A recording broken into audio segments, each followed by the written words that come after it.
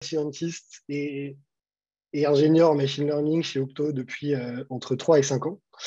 Donc, en gros, notre métier au quotidien consiste à accompagner nos clients donc, dans la conception et l'industrialisation de produits de machine learning ou alors de produits tech qui utilisent en partie du machine learning, donc à la fois sur des activités de conseil et de delivery. Et sans plus attendre, je vais passer la parole à Aurélien qui va introduire le sujet du jour. Hop. Alors, je vais vous introduire le sujet en commençant par une petite histoire qui, j'espère, va vous parler. Alors, imaginez, ça c'est Camille, data scientist. Jusque-là, rien d'anormal. Camille, ce qu'elle a fait, c'est qu'elle a développé un modèle de deep learning qui s'appelle Deep Candy. Peu importe le nom, c'est un nom fictif, ça n'existe pas. Et en l'occurrence, ce modèle de deep learning à base de super réseaux de neurones qu'elle a créé dans son notebook, ça va lui servir à détecter des défauts sur des bonbons. Voilà, des bonbons rouges qui seront en production, sur une ligne de production, et puis on va voir les défauts grâce à ce modèle. Ce qu'elle a fait, Camille, c'est qu'elle a mis ça sur une clé USB et elle va essayer de déployer son modèle.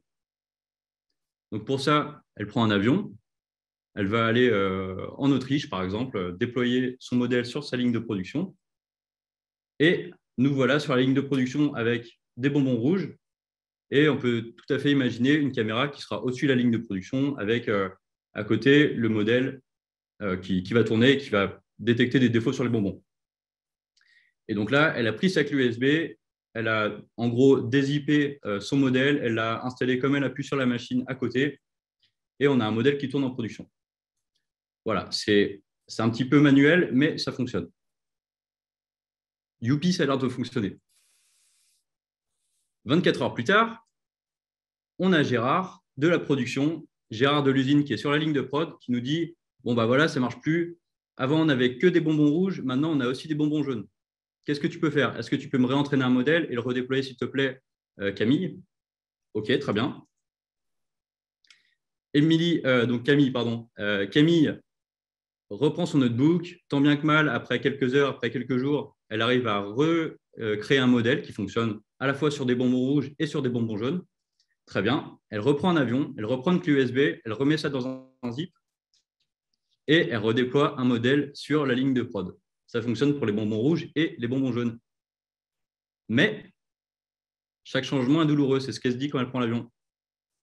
Et 24 heures plus tard, encore Gérard de l'usine. Salut Camille, c'est Gérard de l'usine. Des fois ça marche et des fois ça ne marche pas. Est-ce que tu as une idée et est-ce que tu peux venir voir? Alors Gérard là nous dit que ça fonctionne des fois pas et il ne nous dit pas de combien de pourcents, est-ce que ça marche 80% du temps, etc. C'est ça marche pas. Camille, du coup, reprend l'avion avec sa clé USB et a pris quelques modèles au cas où pour pouvoir déployer le bon sur sa ligne de production. Et voilà Camille qui arrive à l'usine, qui redéploie un modèle. C'est un petit peu fastidieux, hein? Tout ça pour introduire le fait que le modèle de machine learning et le produit de machine learning Deep Candy, en fait, il est difficile à maintenir dans le temps. Et pourquoi est-ce qu'il est difficile à maintenir dans le temps? En fait, parce qu'il y a 3 dimensions interdépendantes dans chaque produit de machine learning à gérer. Et le mot interdépendant est absolument crucial là-dedans, parce qu'on va voir justement qu'une dimension a forcément, touche les autres dimensions, et si on modifie une dimension, on va aussi modifier l'autre. Donc en fait, déjà, déployer un code en production, peu importe le code, ça va être toujours assez difficile. C'est quand même tout un art. Et on peut avoir des problèmes si jamais notre code n'est pas testé, s'il n'est pas versionné, s'il n'est pas packagé. Par exemple, ici, on avait un zip et ce n'est pas forcément facile de déployer ça sur tous les environnements, etc., etc. On a beaucoup de problèmes qui peuvent venir du code. Mais en plus, dans un produit de machine learning, un projet, on a bien sûr des données et des modèles. Donc, les données, typiquement sur cette ligne de production, elles peuvent arriver en retard ou alors à forte volumétrie. D'un coup, on a plein de bonbons.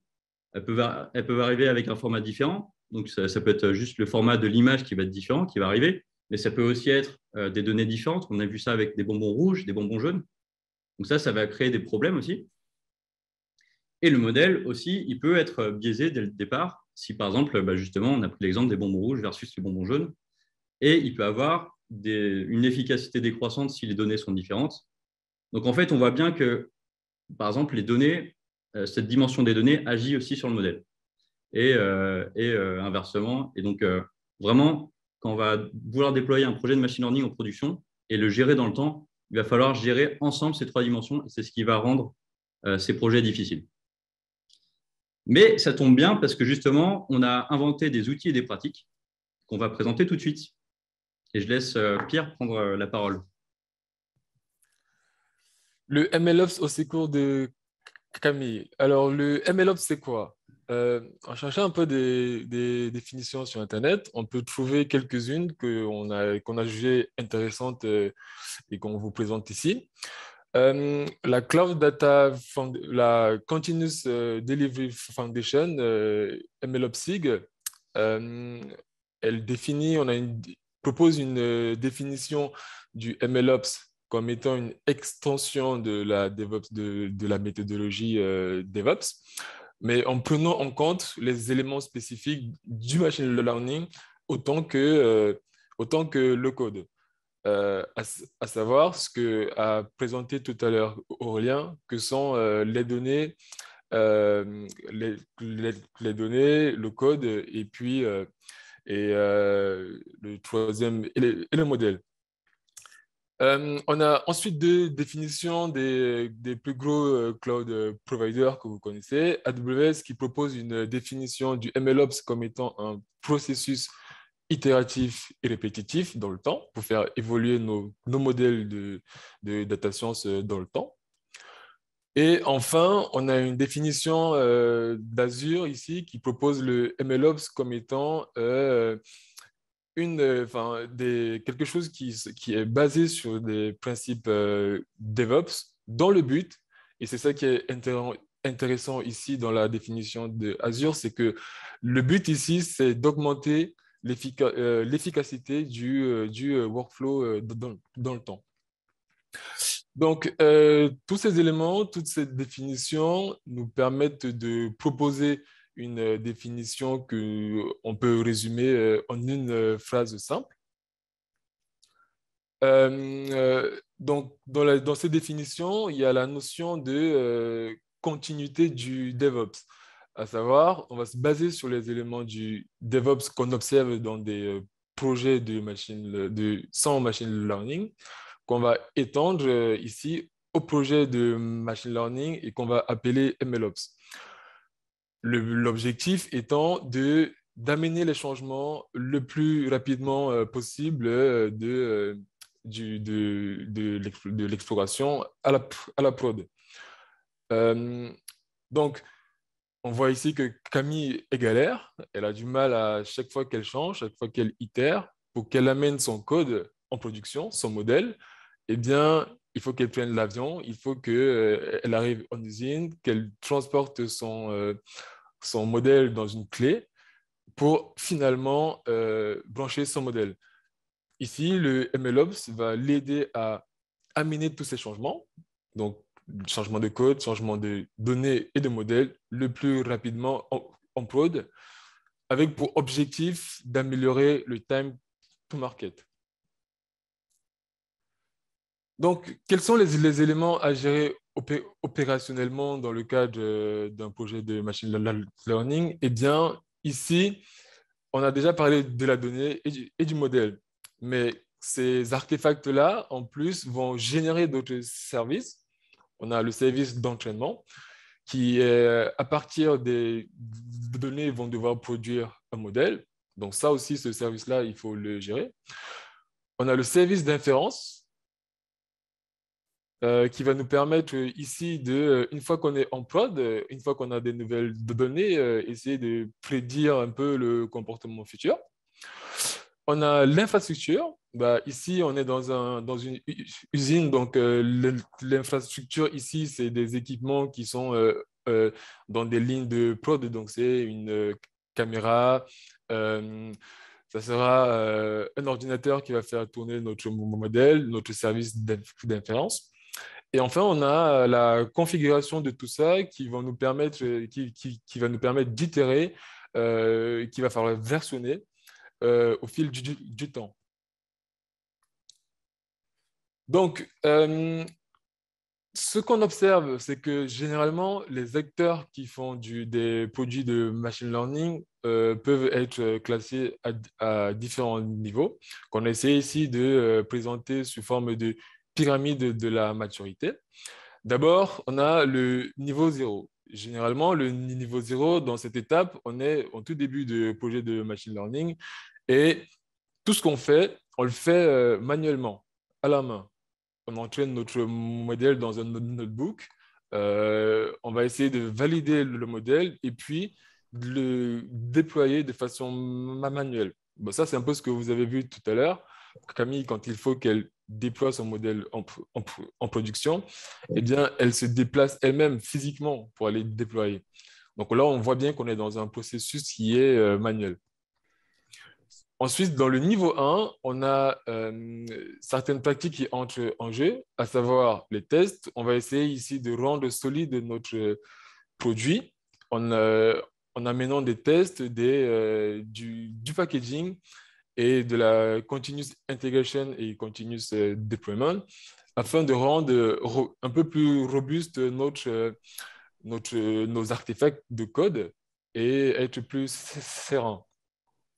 Et enfin, on a le niveau 2, qui est donc ici le niveau où on va en plus apporter en production des éléments qui vont nous permettre de non seulement suivre ce qui se passe, mais en plus automatiser toute la chaîne de traitement, à savoir l'entraînement et l'exposition. Donc, dans l'exemple que Aurélien nous a montré tout à l'heure, on est au niveau 0. On va voir, je vais passer la parole à Baptiste, qui va vous expliquer un peu comment Camille peut passer les niveaux, simplement. Merci beaucoup, Pierre. Donc, Pierre vous a parlé effectivement des différents niveaux de maturité. Alors, ce que je vous propose, c'est qu'on revienne à Camille, notre data scientist, et son modèle Deep Candy, et qu'on regarde ensemble un peu ce qui peut se cacher derrière ces différents niveaux. Alors, du coup, pour reprendre peut-être de manière plus sous forme d'architecture fonctionnelle ce qu'Aurélien nous a dit tout à l'heure, donc on a été missionné justement pour créer ce modèle Deep Candy et le déployer en usine. Donc, Camille, que vous voyez ici en bas, du coup, à gauche de l'écran, elle a dû du coup commencer son projet de data science. Et la première chose qu'elle a fait, c'est qu'elle a échangé du coup avec Gérard, son utilisateur final, qui est en haut à droite, pour définir voilà, un objectif pour le projet qui était justement de classifier des bonbons qui s'avéraient être rouges à ce moment-là. Donc pendant plusieurs semaines, donc c'est tout le travail qui est représenté en bas de la slide. Elle a du coup fait son travail de data scientist pour arriver à un premier modèle. Et en fait, derrière cet entraînement de modèle, au-delà de trouver finalement le bon modèle, il y a tout un travail qui s'est mis en place. Donc d'abord, elle a dû collecter des données sur la chaîne de l'usine, les faire labelliser par un expert métier, parce qu'on est dans le cadre d'apprentissage supervisé, donc on a besoin de savoir si un bonbon, un emballage de bonbons va être OK ou pas OK. Elle a collecté ces données. Là, elle a commencé à les préparer. Et du coup, elle s'est rendue compte, notamment en travaillant ces données, que certaines données, par exemple, n'étaient pas à la taille attendue, certaines n'étaient pas à la qualité attendue, que dans certains cas, le jeu de données n'était pas forcément représentatif complètement de la réalité. Donc, elle a dû travailler un petit peu les biais que pouvait comporter son jeu de données. Et donc, tout ce travail, c'est un travail qu'on appelle la validation de données et qui fait partie intégrante du travail du data scientist pour arriver finalement à l'entraînement du modèle. Ensuite, elle a itéré, expérimenté dans son notebook pour entraîner donc, un premier modèle. Et ensuite, une fois qu'elle avait entraîné ce modèle, elle l'a validé. Donc, elle a validé deux choses.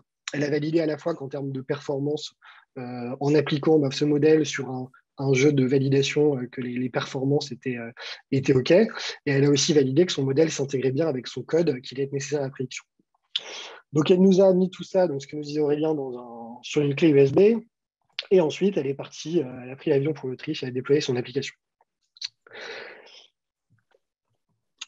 Donc, à ce stade, c'est déjà génial. J'ai une application de data science qui est en production, dans le sens où finalement, j'ai un utilisateur et du coup, je vais être prêt après potentiellement à collecter du feedback de la part de cet utilisateur, même si c'est seulement des coups de téléphone. Au moins, j'ai un système qui est prouvé en production. En revanche, effectivement, j'ai un problème, c'est que le temps de mise à disposition d'une nouvelle version, suite à tous les problèmes qu'on peut rencontrer dans la réalité de l'usine, je vais avoir énormément de problèmes liés à ça, et je vais avoir des problèmes qui vont être liés au déploiement en lui-même, au déploiement technique sur l'environnement dans l'usine. C'est-à-dire que Camille va prendre sa clé USB, aller dans l'usine, et finalement, au moment de mettre son programme sur la machine en usine, risque d'avoir pas mal de soucis, notamment de configuration sur l'environnement de déploiement. Et elle va pouvoir, à l'avenir, peut-être essayer de faciliter ça, et c'est ce qu'on va voir ensemble. Du coup, ce qu'on va faire, c'est que pour justement accélérer ce time to market et fiabiliser finalement le déploiement d'une nouvelle version pour les utilisateurs, ce que va pouvoir faire Camille, c'est mettre en place une chaîne d'intégration et de déploiement continu. Cette chaîne d'intégration et de déploiement continu, elle va lui permettre de faire plusieurs choses. Elle va lui permettre en fait d'automatiser un certain nombre, de fiabiliser le déploiement en automatisant un certain nombre de choses dans cette chaîne, notamment par exemple du linking de son code et un certain nombre de tests, donc des tests unitaires et des tests d'intégration qui vont être liés au code de son modèle. À chaque fois que finalement qu'elle va décider de déployer son application, elle va pouvoir par exemple donc du coup la packager ou la conteneuriser. Donc il va y avoir une traçabilité finalement de ces images de conteneurs ou de ces versions de package qui vont être déployées avec le temps. Et on va avoir finalement une sorte de garantie de déploiement automatique et d'idempotence du déploiement sur les différents environnements grâce justement à cette chaîne qui va toujours s'exécuter de la même manière et qui va toujours nous donner un feedback sur l'état de notre système suite au déploiement de manière extrêmement fiable. Alors, je vous ai mis quelques exemples que vous allez voir sur cette slide et les slides suivantes donc de techno utilisés. Alors, ce n'est pas du tout dogmatique, ce n'est pas du tout une recommandation. C'est juste des exemples de techno fréquentes qu'on va rencontrer sur chacune des briques. Donc, grâce à cette chaîne automatisée de CI/CD, maintenant, Camille, elle dit, j'ai la garantie d'amener rapidement et en confiance des changements en production. Alors, par contre, je vais toujours avoir un problème. C'est que certes, cette fois, je ne vais plus prendre l'avion, je ne vais plus avoir de galère au moment de déployer mon modèle sur la machine. Par contre, je n'ai toujours pas de visibilité sur l'évolution des performances de mon modèle en production. Et on a, du coup, lorsqu'il y a un problème, notre utilisateur Gérard qui doit appeler Camille pour lui signaler les différents problèmes rencontrés en production. Donc, on n'a pas encore un système qui répond à toutes les problématiques du cycle de vie en production. Et on va voir justement comment s'assurer du maintien des performances de l'algorithme dans le temps. Donc, pour ce faire, ce qu'on va mettre en place, c'est un système de collecte de feedback de la part des utilisateurs et éventuellement des experts métiers. Par exemple, dans le cas de notre usine, ça va pouvoir être des experts qualité qui vont intervenir. L'idée, ça va être de ne pas seulement du coup avoir un système qui va prédire, mais de pouvoir garder une trace de toutes les prédictions qui vont être effectuées par notre système et de donner derrière l'opportunité de manière régulière à un expert métier de venir annoter et de confirmer ou d'infirmer des décisions qui ont été prises par notre algorithme dans le temps. Et ensuite, à partir du coup de cette collecte de feedback qui a été faite régulièrement auprès de l'expert métier, je vais pouvoir mettre en place finalement un système de monitoring, pas seulement technique pour savoir par exemple si mon application fonctionne correctement en termes de si elle est up ou non, mais par contre je vais pouvoir avoir, grâce à ce feedback utilisateur, un monitoring de la performance de mon modèle que je n'aurais pas pu avoir finalement sans ces briques. Donc, on a désormais une collecte de feedback donc qui permet d'avoir en fait continuellement des données labellisées, ce qui pourra nous être utile peut-être par la suite pour le réentraînement. Et on est capable de monitorer l'évolution de la performance de nos classifications de moments. Donc, entre la brique de CI/CD plus cette partie de monitoring, on commence à avoir une très bonne observabilité de ce qui se passe finalement proche de notre système de production. En revanche, on a toujours, alors certes, le système est en production, certes, on sait ce qui se passe, mais finalement, pour Camille, qui est data scientist, il y a un certain nombre d'opérations manuelles qui vont être liées justement au réentraînement et au redéploiement suite au réentraînement, qui vont l'empêcher en fait de se consacrer pleinement à un autre projet. Et en fait, dès qu'il ne va pas y avoir de réentraînement pour une certaine période, on va avoir le modèle qui va se dégrader suite aux évolutions qu'on risque d'avoir en production. Et donc, pour éviter ça, ce qu'on va pouvoir faire, c'est on va pouvoir mettre un système de réentraînement automatique. Donc l'idée, alors que ça va être effectivement d'avoir une trigger, un déclenchement qui va être fait par exemple par notre système de monitoring, alors qui peut être fait sur plusieurs choses, qui peut être fait par exemple sur une dégradation suite à une dégradation des performances du modèle, ou qui peut être fait par exemple suite à, même si les performances sont constantes, à un certain nombre de, si on a par exemple un certain nombre de nouvelles données qui sont mises à disposition, labellisées par le métier, et que c'est des données sur lesquelles on n'avait pas entraîné initialement du coup notre algorithme, ça va être intéressant de déclencher un rentraînement. Alors, ça ne va pas être aussi simple que de simplement juste mettre une brique de déclenchement. En fait, ce qui est intéressant justement dans tout ce travail sur le rentraînement continu, c'est que ça va nous obliger à nous poser des questions sur les différentes briques en fait, que j'avais mentionnées sur l'entraînement, notamment la collecte des données et par exemple la validation des données. On va devoir se poser les questions de mettre justement ces règles de validation qu'on faisait en tant que data scientist, finalement en manipulant manuellement le jeu de données, on va devoir justement les mettre dans le code. Donc, on va devoir mettre des règles dans le code, par exemple, qui vont définir si la résolution d'une image, sa taille ou plein d'autres critères, ou alors la distribution de certains pixels, si on veut vérifier que notre jeu de données est représentatif. Toutes ces règles, on va devoir finalement les coder, alors qu'avant, on les faisait potentiellement un peu manuellement. Ensuite, on va entraîner le modèle. Il va aussi se poser pas mal de questions sur la partie validation. Sur la partie validation, soit on va devoir se dire qu'on va valider, par exemple, notre algorithme en gardant, en conservant, comme on le faisait habituellement, une partie des données qui va être dédiée à la validation. Soit on va pouvoir mettre des systèmes aussi plus complexes, par exemple de shadow production, pour aller tester les performances de notre modèle comme s'il était en production, sans qu'il donne réellement des indications à nos utilisateurs. Donc maintenant, on a toutes ces étapes. Donc on a le déclenchement du réentraînement, mais aussi toutes ces étapes du réentraînement qui sont automatisées. Alors c'est génial. On se retrouve avec finalement un modèle qui a été généré automatiquement, mais on se rend compte que finalement, donc du coup, on parlait, Aurélie en introduction parlait justement de l'interdépendance entre le code, la donnée, les modèles. Et on voit bien que là, si on commence à avoir des modèles qui vont être générés automatiquement, ça va entraîner une forme de complexité dans la traçabilité de ces modèles, des données avec lesquelles ce modèle est entraîné, du code et de toutes les métriques qui vont être liées à cet entraînement. Et du coup, par exemple, un exemple simple aussi de problématique qu'on peut avoir maintenant avec le versionning, c'est que si jusqu'à maintenant, on était dans un système, par exemple, de déploiement avec un modèle embarqué dans un conteneur, là, par exemple, on va avoir un détachement du cycle de vie du modèle. Et du coup, on ne peut pas, par exemple, garantir un retour en arrière simple, donc un rollback simple de notre modèle en cas de problème. Et donc ça, c'est un problème qu'on va pouvoir résoudre grâce à un outil, une pratique qui va être la mise en place d'un registre de modèles et d'expérimentation. Donc en fait, l'objectif de cette brique, ça va être de la même manière qu'on versionne notre code dans un repository Git. Là, l'objectif, ça va être de pouvoir avoir une trace de chacun des modèles qu'on va entraîner. Donc en fait, automatiquement, cette brique de registre de modèles, qu'est-ce qu'elle va faire?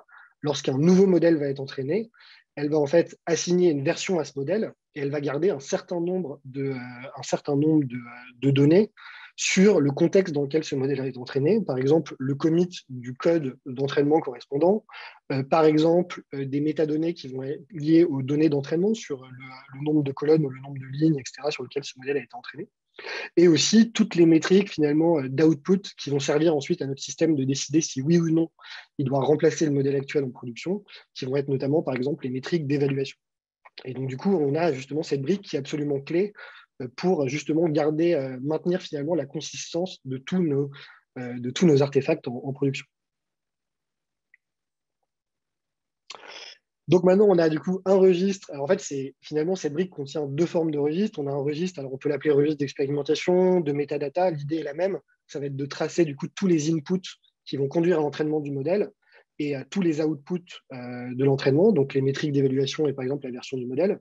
On va avoir un versionning des modèles au sein d'un registre et on va avoir finalement un système qui va aussi au sein de la registrie nous permettre de dire, par exemple, le dernier modèle, je veux lui assigner une version latest, comme on fait traditionnellement, par exemple, avec des conteneurs ou des packages, pour, par exemple, déterminer le fait que si ce modèle est validé, il peut être servi automatiquement en production. Et donc, du coup, maintenant, on a pu voir ensemble comment passer finalement d'une pipeline en fait très basique, qui était certes du coup en production, mais où on avait énormément d'étapes qui étaient réalisées manuellement, à un système où on va avoir finalement une grande observabilité et qui va finalement pouvoir évoluer un peu de manière autonome en production. Alors, du coup, c'est un petit peu provocateur ce qu'on vous a mis sur le côté, mais effectivement, du coup, là, on a Camille, notre data scientist, qui se dit, maintenant, même si je pars en vacances, on a Deep Candy, notre modèle, qui continue de s'améliorer finalement grâce à ce cercle vertueux qu'on a mis en place. Est-ce que c'est ça le MLOps? Alors, une partie de la réponse, donc on va en parler dans les takeaways, mais qu'on peut vous donner, c'est finalement non, le MLOps, c'est pas forcément ça. Lorsqu'on commence un projet, l'idée n'est pas de se dire je dois forcément arriver à ce niveau de maturité.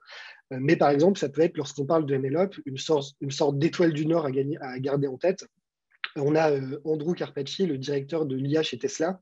Donc, je ne sais pas si vous êtes familier sur ce qui différencie, par exemple, Tesla d'autres compétiteurs sur le marché de la voiture autonome. Tesla a une approche qui se base énormément sur les données. Et du coup, Tesla a mis en place justement des boucles comme ça qui permettent finalement, à partir de nouvelles quantités de données disponibles, de continuer d'entraîner continuellement des modèles. Et ils appellent ça la Operation Vacation. Et ce qu'ils disent, c'est en fait notre objectif, c'est que du jour au lendemain, tous les data scientists partent en vacances et que nos modèles continuent à s'entraîner. Désolé, je ne trouvais pas la barre. Alors, on va parler des takeaways, de 3 takeaways que vous pourrez prendre en partant. Donc, le premier, ça va être le takeaway numéro 1, le but du MLOps. Comme on l'a vu, le but du MLOps, ça va être finalement d'amener les changements de code, de données et de modèles le plus rapidement en production, dans le but vraiment de faire en sorte que notre produit de machine learning il soit au moins pérenne dans le temps et au mieux s'améliore dans le temps. Le takeaway numéro 2, ça va être adapter le MLOps à vos besoins. Tout à l'heure, Pierre a parlé de la pyramide de la maturité MLOps avec des niveaux 0, 1 et 2. Et en fait, adapter le MLOps à vos besoins. C'est-à-dire que si vous êtes au niveau 0 et que vous faites tout manuellement, par exemple, comme dans l'exemple de l'introduction, Camille qui entraîne des modèles sur Jupyter Notebook et qui les prend, qui les zip, qui prend un avion pour les déployer sur la ligne de prod, déjà, si vous faites tout ça manuellement, commencez déjà par poser, par exemple, une CI/CD, poser des tests unitaires sur votre code, versionner votre code et éventuellement quelques artefacts, mais au moins le code, et passez pas direct du niveau 0 au niveau 2. Donc, adapter par rapport à votre maturité, mais aussi adapter par rapport à votre projet.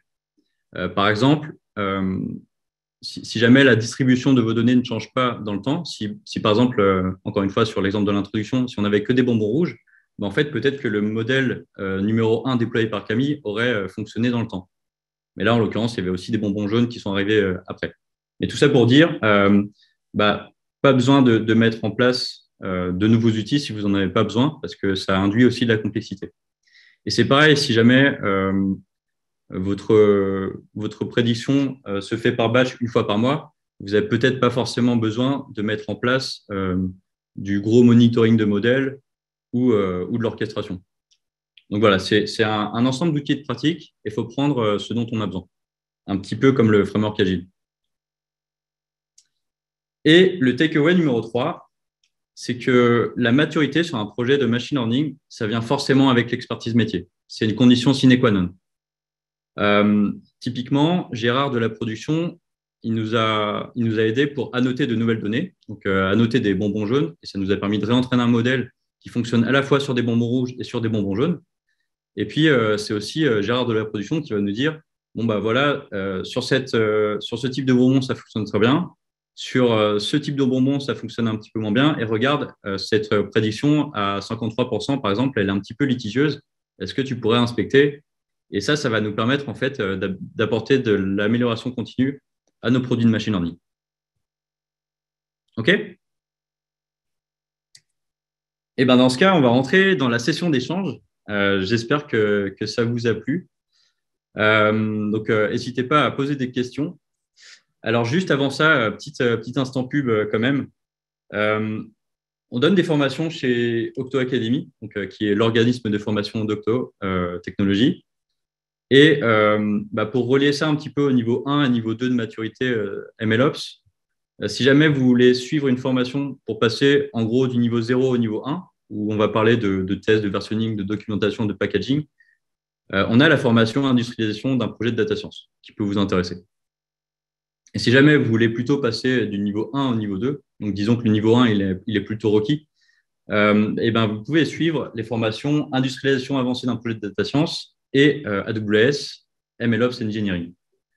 La grosse différence entre ces deux formations, c'est qu'il y en a une qu'on a créée nous, Octo, et AWS MLOps, bah forcément, ça a été créé par AWS, mais on est habilité à la donner. Il y a très peu de différence, si ce n'est que AWS est forcément plus tourné vers le cloud et avec plutôt des outils AWS que celles qu'on donne nous chez Octo, enfin, qu'on a créées, c'est plutôt des outils vraiment open source. Mais les deux sont super intéressantes. Et n'hésitez pas à participer à nos prochains comptoirs le 10 mars, le 15 mars et le 22 mars. Et on passe aux questions. Donc, n'hésitez pas à poser des questions, soit démuter votre micro, soit poser vos questions dans le chat. Ouais, il me semble que j'ai pas vu des questions dans le chat là, pendant la présentation, à moins que j'ai loupé des messages, mais il me semble que non. Donc, si vous avez des questions, bah, n'hésitez pas, open mic, prenez la parole et puis intervenez. On a 20 minutes pour ça.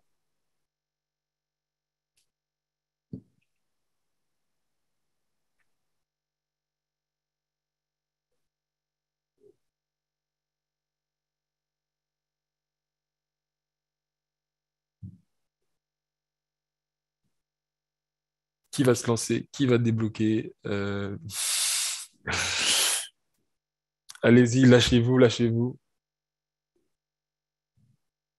On ne pouvait pas tout couvrir, du coup, il y a forcément encore quelques aspects qui ne sont pas clairs.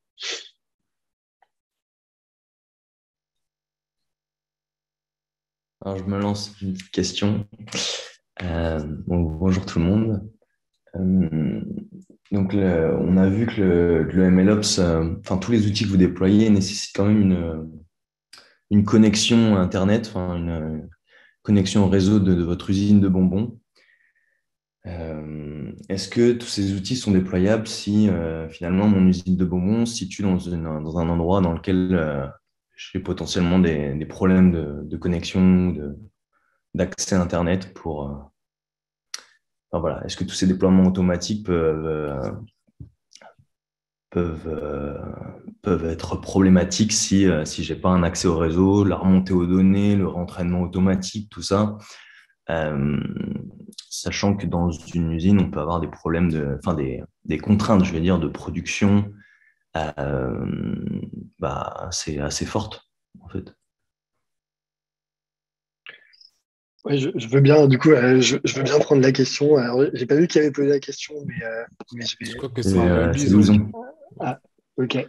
Alors oui, alors en fait, effectivement, ces différentes briques, en fait, ce dont on n'a pas parlé, c'est où, par exemple, vont être déployées chacune des briques. C'est vrai qu'en fonction des contraintes, alors on a travaillé sur beaucoup notamment en analyse, de qualité, en analyse de défaut. On a travaillé sur pas mal de systèmes ces dernières années en usine, justement, chez Octo. Et du coup, d'où l'exemple qu'on a pris, par exemple, de l'avion, qui est vraiment une problématique de déploiement manuel qu'on a pu rencontrer. Après, c'est vrai qu'en termes, du coup, de limite d'accès Internet au sein de l'usine, ça va un peu dépendre en gros, quelle est la limite. S'il y a vraiment, par exemple, s'il y a vraiment aucun accès Internet dans l'usine, ce qui est en général assez rare, on va avoir, par exemple, on peut déployer, par exemple, toutes les briques en usine, mais par contre, en général, ce qu'on va avoir, c'est un déploiement, par exemple, en usine par exemple, des contraintes en usine qui vont être un accès limité à Internet.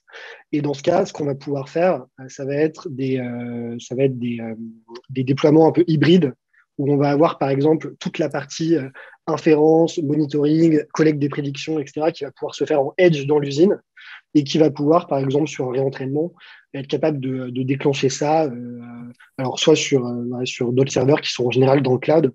Du coup, ce qui permet en général de dealer avec le cas où on va avoir finalement une connexion Internet dans l'usine, mais qui va être quand même très limitée et qu'on ne va pas pouvoir utiliser en permanence pour l'inférence des modèles, notamment aussi pour des raisons de sécurité. Voilà. Est-ce que ça répond à ta question? Merci Baptiste. En fait, c'était une petite question orientée parce qu'on fait un comptoir la semaine prochaine avec Bapos justement sur la complémentarité Edge Cloud sur ce type de pratique. Donc, euh, donc voilà. Et je trouve que ça colle vachement bien avec votre discours, quoi. Merci. Merci. Est-ce qu'il y a quelqu'un d'autre qui veut se lancer maintenant que Louison a un peu brisé la glace? Oui, une fois que le premier s'est lancé, c'est plus facile. Voilà, c'est ça. J'enchaîne sur une autre question. Les hébergeurs, que ce soit Azure ou AWS, ont des solutions de machine learning où il y a des modules à eux qu'on peut utiliser d'entrée de jeu. Moi, la question que j'ai aujourd'hui, là, enfin, de mon côté, c'est de dire est-ce que on continue à développer nos algos de machine learning de notre côté, ou est-ce que sur des choses comme Comprehend ou de l'analyse d'image vidéo, on utilise des solutions des hébergeurs? Est-ce que côté MLOps, les hébergeurs en fait, ont tout en place de leur côté, et donc ce sujet serait réglé en passant par leurs algos? Je vais prendre cette question. Merci pour ta question, c'est super intéressant. En fait, oui, les hébergeurs cloud se sont mis au diapason.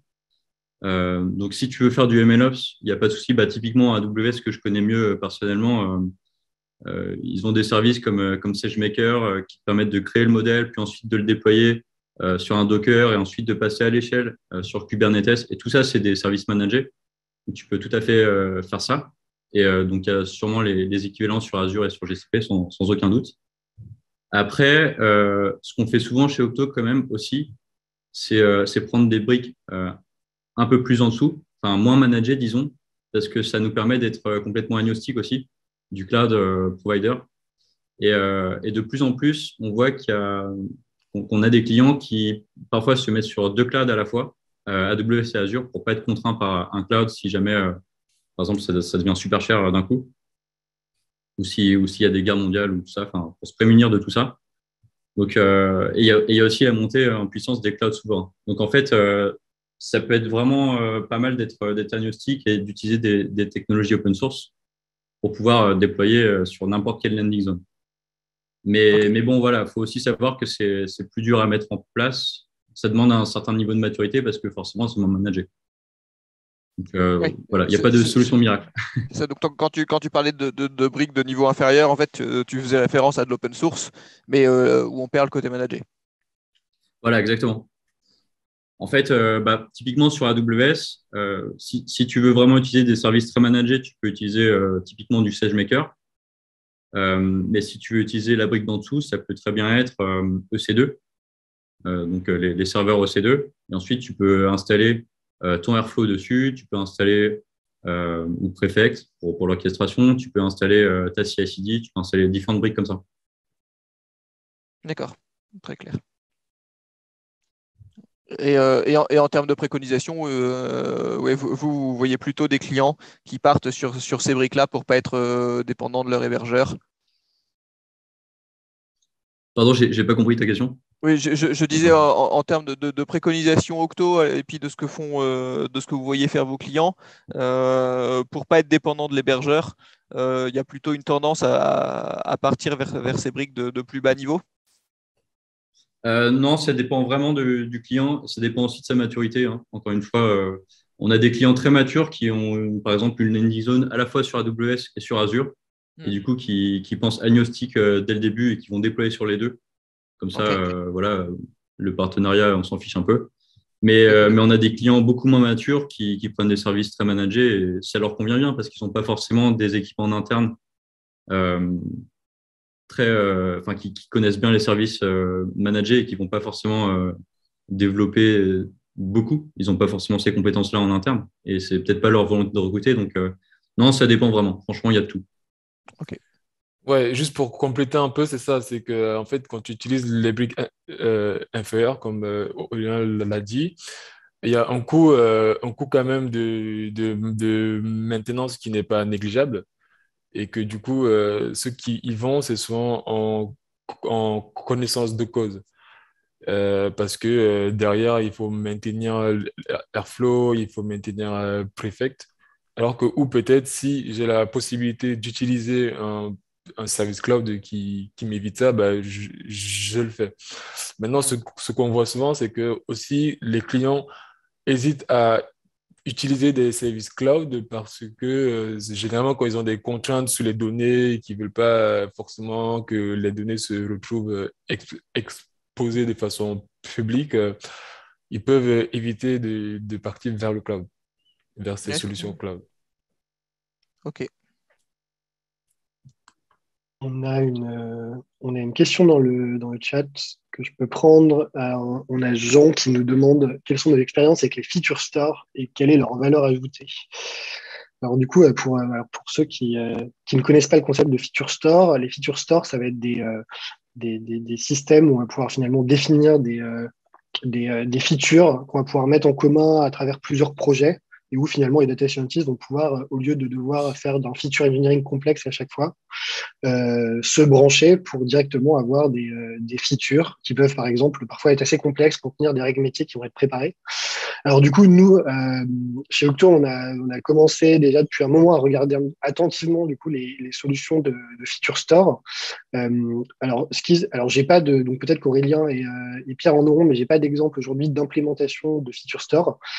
Une question qu'on se pose beaucoup en fait sur les Feature Store, c'est on a beaucoup parlé dans ce talk, dans ce comptoir, du fait de finalement toujours mettre en place des outils qui vont répondre à un certain besoin et de surtout faire attention, dans le cadre du MLOps, à ne pas se suroutiller. C'est vrai qu'il y a une tendance, vu que c'est un champ qui est nouveau, on a énormément de nouvelles technos qui apparaissent et qui promettent justement de gérer différents aspects de ce qu'on a présenté aujourd'hui.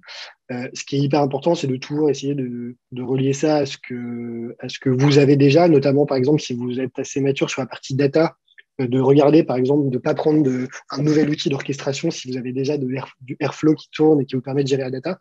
Alors pourquoi c'est un lien avec les feature stores?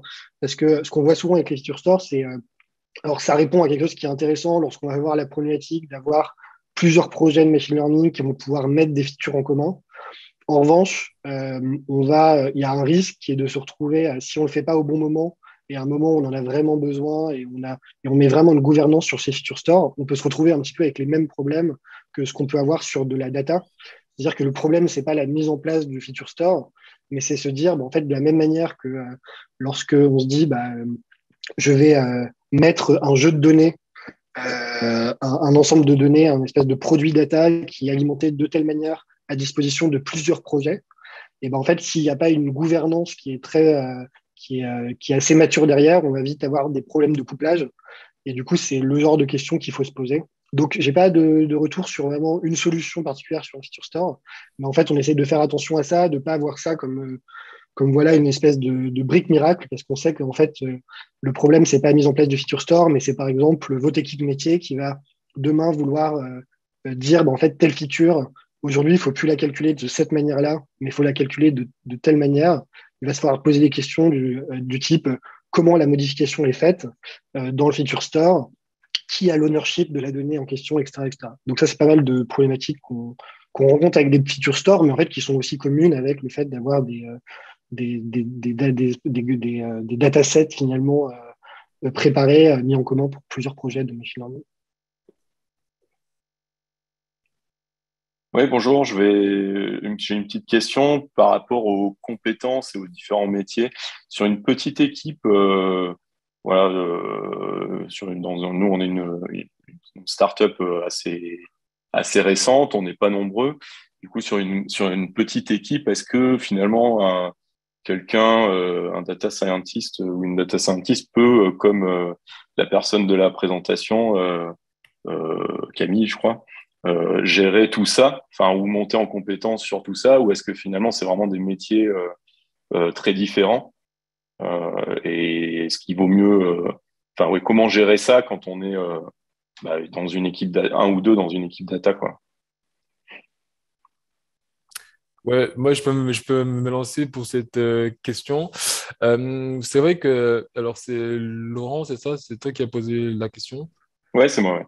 Ok, merci Laurent pour la question qui est très pertinente. C'est vrai que ce qu'on pousse souvent, c'est chez Octo, c'est des équipes pluridisciplinaires où on a à peu près toutes les compétences qui sont rejointes autour d'une même équipe quoi, pour pouvoir atteindre cet objectif.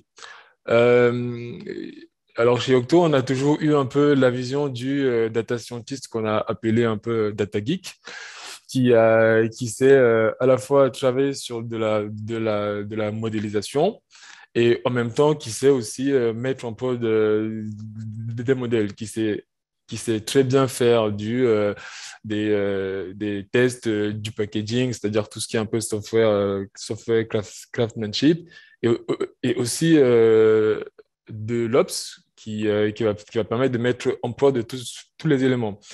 Dans la vraie vie, ce qu'on constate, c'est que arriver à un niveau où tu as ce qu'on peut appeler le full stack data scientist, ce n'est pas très évident. C'est pas très évident parce qu'il y a énormément de choses à apprendre. Donc, idéalement, moi, j'ai envie de dire, si vous êtes une startup, vous êtes une petite équipe, faites au mieux. C'est important quand même d'avoir une bonne vision d'ensemble des sujets. Après, on n'aura jamais les gens qui sont experts vraiment sur tous les sujets.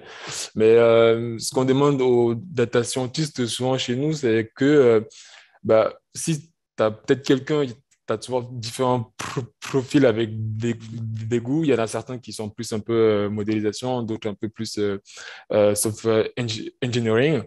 Mais la finalité, l'important, c'est d'avoir une vision globale et de pouvoir être au fait de tous les sujets, même si il y a une compétence peut-être qui est dominante.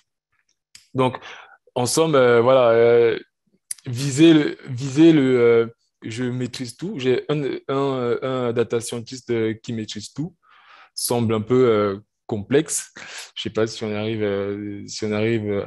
à ces différents profils, mais voilà, avoir une vision d'ensemble, être spécifique sur certains moments, sur certains sujets et savoir où est-ce que je peux aller chercher d'autres compétences, c'est hyper utile, quoi. Donc voilà, dans le cas de votre startup, je pense que s'il y a peut-être des éléments d'infra, d'opérationnalisation que vous voulez pas ou alors que vous n'avez pas le temps de faire, la bonne approche souvent c'est peut-être de s'appuyer sur le cloud si vous pouvez consommer les services managés qui vont justement vous éviter d'investir du temps sur la maintenance opérationnelle. Comme ça, vous pourrez vous concentrer vraiment sur la partie métier, sur la partie modélisation et interaction avec les différents métiers et les utilisateurs. Ça marche, merci.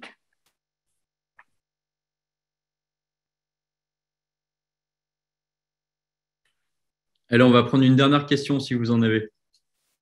Je vois qu'il y a quelqu'un qui a écrit dans le chat là.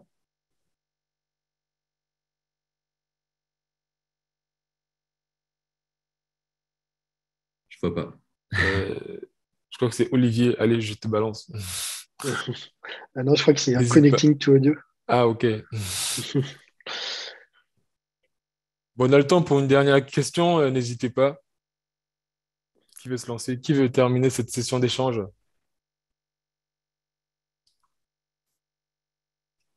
Moi, je veux bien intervenir. Moi, je suis Pierre Guillet, suite à l'observation de Pierre. Donc, je suis assez d'accord avec ce qu'il dit à la fin. En gros, je me présente. Moi, je suis plutôt historiquement à AMOA, métier. J'ai eu l'occasion de faire un projet d'intelligence artificielle faisant upside à ces éléments. Mais en tant que métier, la dimension architecture technologique m'échappait. Il se trouve que là, je me suis trouvé en situation de rentrer par une porte que vous appelez manager. Je ne sais pas si j'emploie tous les bons termes, mais en l'occurrence, c'était sur du Azure. Et l'effet que je trouve, pour rebondir sur ce que disait Pierre, c'est qu'effectivement, ça donne une impression de facilité. J'exclus le problème de la dépendance qu'on peut avoir par rapport à ces fournisseurs. Après, est-ce qu'on est piégé, est-ce qu'on estime ceci, cela, enfin, tout ce qui est à mi-chemin entre le fantasme et la réalité, je vais dire. Mais d'un point de vue très pratique, pour se familiariser, pour débuter, le passage par des outils. Alors moi, j'ai fait l'exemple Azure, je ne suis pas un promoteur de Azure, peut-être que AWS ou GCP, c'est très bien, je connais moins. Mais en tout cas, ça vous met une série d'outils qui vous permettent de faire des petits exercices et de vous familiariser avec ce contexte et de mesurer les enjeux qu'il y a, ce à quoi vous êtes confronté. Quand on réfléchit à ça, on est en amont du sujet de la présentation aujourd'hui, qui est déjà, à mon avis, plus avancé, puisqu'il s'agit cette fois-ci de la question de l'industrialisation et du retour du feedback de ce que certains appellent les stops. Où est-ce que je peux mettre des stops? Un stop technologique, un stop métier, un stop data dans ma chaîne de production. Ça, c'est un autre élément. Mais voilà, je voulais juste conclure pour dire que j'étais assez d'accord avec votre point de vue, votre présentation qui est tout à fait raisonnable. Et je pense que je ne connais pas bien le public qui est là, est-ce qu'il est très averti ou pas, mais pour quelqu'un qui est semi-averti, on va dire, cette démarche proposée là, que mentionnait Pierre en termes de caractère raisonnable, moi j'ai trouvé ça bien. Ça donne une idée, alors étrangement, de facilité, parce que vous avez des petits modules qui sont d'une part, dans un premier temps, tout automatiques, puis après moins automatiques. Donc vous rentrez progressivement par étapes et vous comprenez mieux ce que c'est que cet enchaînement. Et tout ce qui a été présenté, notamment avec le versionning et tout, il vous est servi un petit peu comme ça, à la louche, tranquillement, et vous vous habituez. Et après, une fois que vous êtes grand, vous prenez vos décisions en fonction de vos besoins, je dirais, de vos projets, comme c'était indiqué dans la présentation. En tout cas, merci pour la présentation, c'était sympa. Merci pour cette belle conclusion. Je ne sais pas si on peut mieux conclure. Du coup, je pense qu'on va s'arrêter là. Alors, je ne sais pas s'il y a une conclusion plus officielle de la Com Octo, mais sinon, merci à tous. Je pense qu'il y aura peut-être quelques slides de la présentation qui seront accessibles quelque part. Il y aura le replay de toute façon sur YouTube. Mais surtout, n'hésitez pas à nous contacter si vous avez des questions sur ce qu'on fait chez Octo, sur nos formations, sur le recrutement. On est à votre disposition, vous avez nos contacts. Et on vous souhaite une excellente journée. Merci à tous. Merci. Merci, bonne journée à tous.